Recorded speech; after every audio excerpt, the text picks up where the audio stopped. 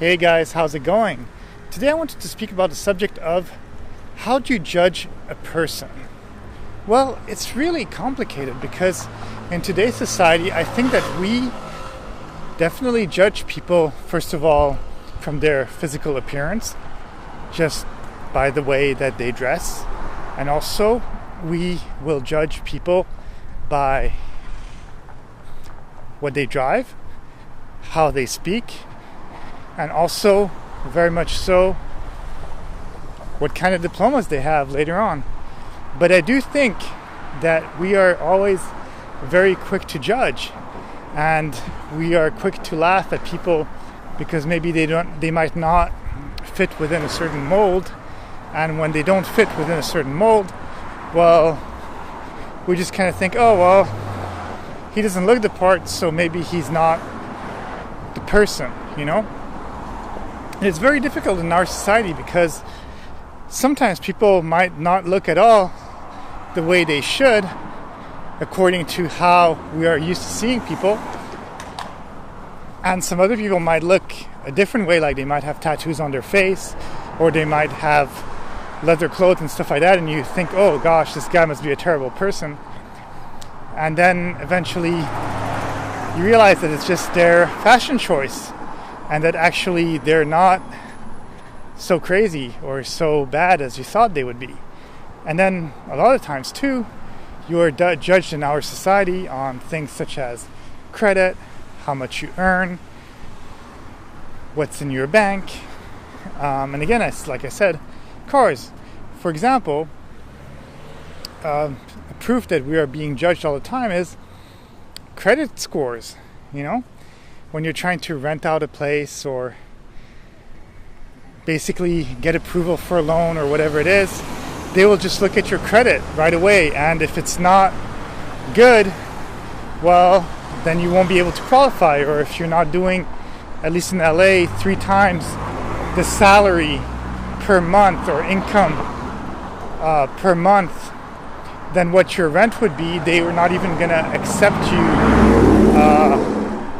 to rent out the place. And sometimes it's annoying because you could say, well, what if I just give you a couple more extra months? And they're like, well, that's not how it works.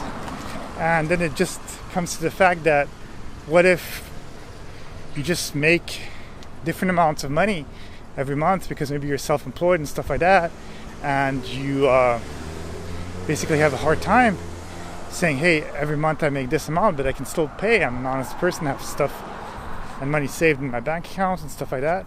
And then you are actually able to pay, and you're like a good person.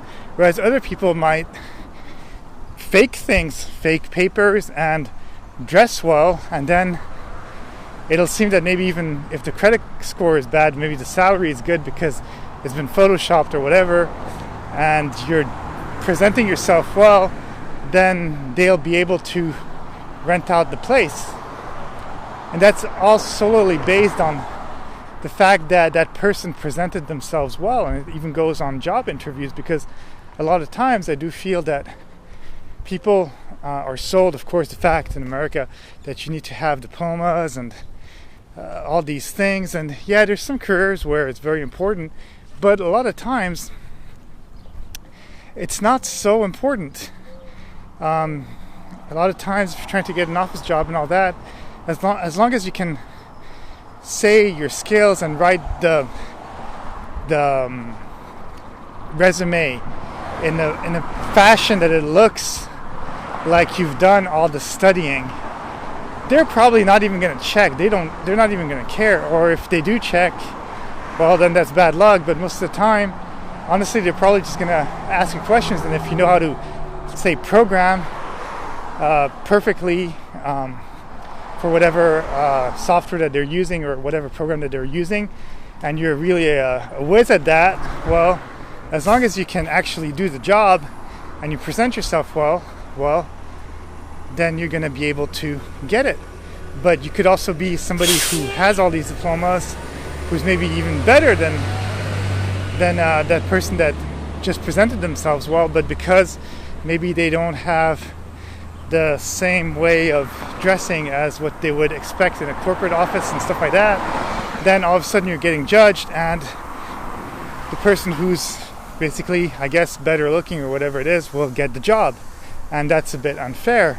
And I think that a lot of times in our society, we do emphasize on whatever stereotypes are given to us through commercials and what is supposed to be and how you're supposed to look.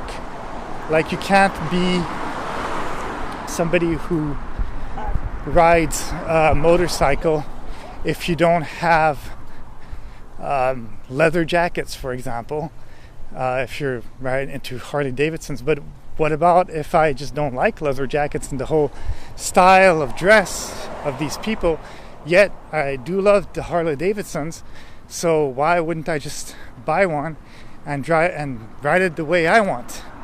But if I will, then unfortunately you tend to get frowned upon, and people are like always saying, oh yeah, but no, we accept you in your community, but they would only accept you so far.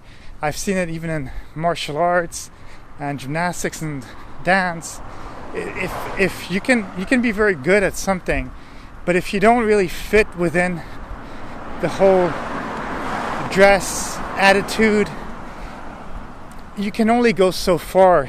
They'll only accept you. They'll be kind of welcoming, but there's going to be a certain type of distance, and that's a little bit annoying because you're always getting judged by your cover, and the cover being the outside self. So you can only fit within a certain thing, and that starts really young. It starts even when you're a small kid, where if you're big and taller than everyone else, well, people will just treat you differently, and that's where sometimes bullies come, because maybe they're taller, bigger, and they're kind of outcasts. So in order to get that attention, they bully smaller people. And if you're smaller and short, then you try to sometimes become more witty, be more into jokes and speak better and stuff like that, because that's the only way that you can get attention. And if you're good at sports, then great, you get to be on the sports team in high school and be popular that way. And it's really sad in some way. I remember one time I was at Venice Beach, and you know how there's those street performers and stuff like that. There was this guy that was really horribly dressed, and he was carrying a skateboard, and he looked all frail, and nothing was very spectacular about him. And I thought, you know what, I bet you this guy is probably one of the best skaters I'm going to ever see. And people were laughing at him, literally laughing, when he started saying, hey, I'm going to do a show and stuff like that, kind of timid. But then when he started doing his stuff, it was amazing. It was really, really, really good. And that's where it shows sometimes, where you can be super good at something, super passionate about a thing, but because you might not be acting the way that you should, or dressing the way that you are, or that you should according to society, then people will frown upon you and not give you that chance. And I do feel that a lot of people, like they say in our business, at least in my business, you got to fake it till you make it. Well, unfortunately, it's kind of true.